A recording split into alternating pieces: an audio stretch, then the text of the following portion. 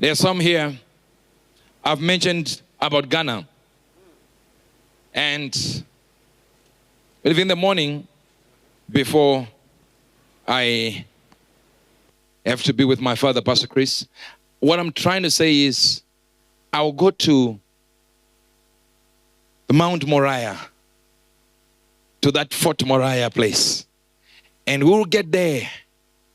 And I will talk to God about Ghana. So hear me well.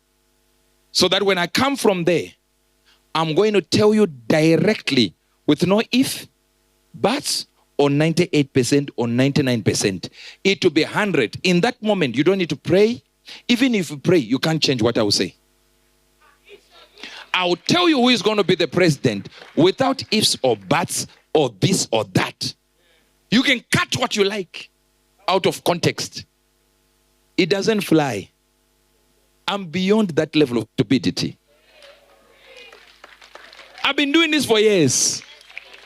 I'll tell you and even say again, this one I'll say 300 million%.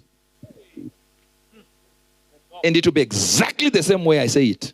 It will never change. You, listen, I can miss lunch, I can miss breakfast, I can miss dinner, I can't miss prophecy.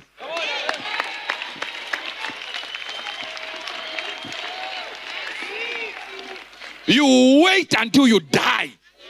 This man here will not miss prophecy. No, it's never going to happen.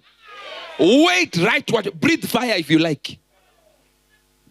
See, I'm saying from now on, listen to what I will say about Ghana.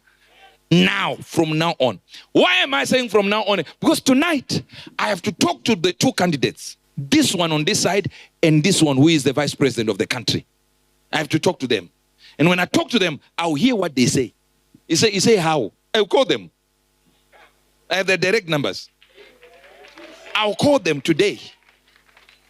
And hear what this one is saying. Hear what this one is saying. And then come here and say, I'm now convinced this one stands for God more than this one.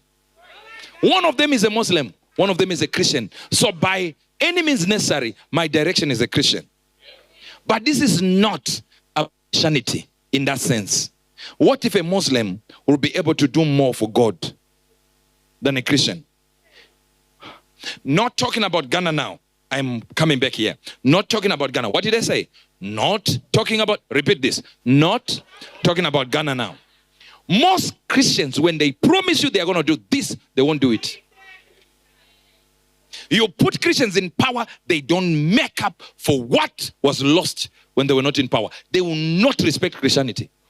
Look at what we did with Obama. Waste of time. That was the beginning of the fall of America under Obama.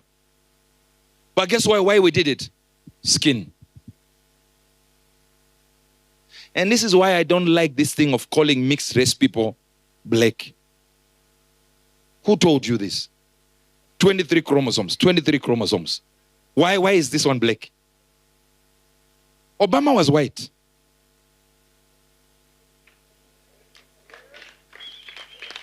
I don't believe in that nonsense. I will be able to tell you here, you go with what you like. Was it not last week? I stayed today. I said, when you see him, when he wins, you will start saying. And people didn't even know what was I saying. What date is it? 10 November. This is the day I'm saying, measure what I say from now. We'll give you a backdrop, a background when the prophet comes.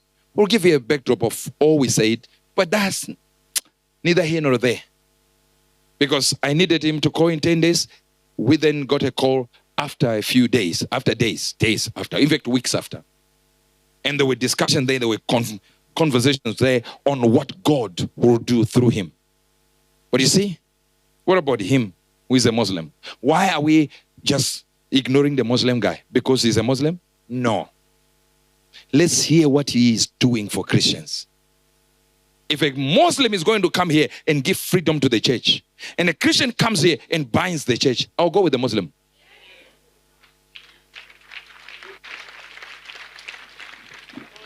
As much as every human being lies, But there is a certain integrity Muslims have.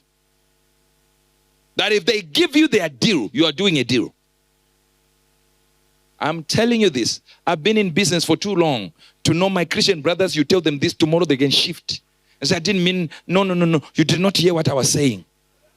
Is it what is in the Bible? No. So that's not to say the Bible is false. This is where the problem is. You know? You lose people like Andrew Tate as a religion. I know you don't. It doesn't matter. He matters. He's a voice that is sharp. A voice that is poignant, important, potent, loaded. You lost him to Muslims. Why? Because you're too stuck up, so did science. You weak, you are sissified. What is in the Bible is not seen in your works. So the people that were following Christ are thinking this is the example of Christianity. And they step out of their religion. They love Christ, but they don't love the Christian. Look at Mahatma Gandhi. He said, I love the Christ, but I hate the Christians, for they are unlike their Christ. A man who was in Hinduism wanted to be a Christian, looked at the works of Christ and says, this is what I like. Then looks at the Christians and says, I'm not going to be this. This is the problem with you. Christians are a problem. In Christianity, hear this, Christ forgives. Christians don't. One fault a man of God makes, every day they'll be talking about it. Liar, robber. Every day, every minute. They won't stop. What if he asks for forgiveness and is now safe in the hands of your Christ? He should stop preaching. Who are you?